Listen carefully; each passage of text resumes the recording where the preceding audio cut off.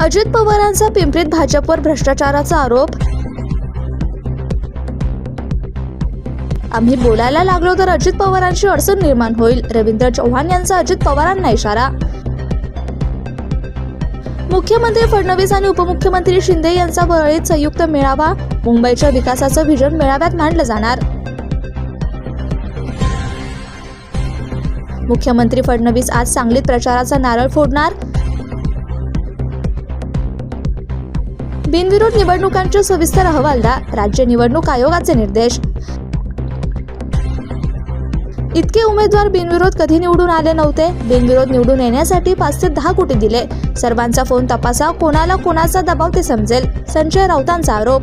बिनविरोध उमेदवारांच्या पक्षांवर गुन्हे दाखल करावे, बच्चू कडू यांची मागणी। माझ्यावर 70,000 कोटींच्या भ्रष्टाचाराचा आरोप करणाऱ्यांसोबत मी सत्तेत, गुन्हा सिद्ध होण्याआधीच कोणी दोषी असतो का? सिद्धार्थ बनसोडे यांना सावरताना अजित पवारांचं वक्तव्य।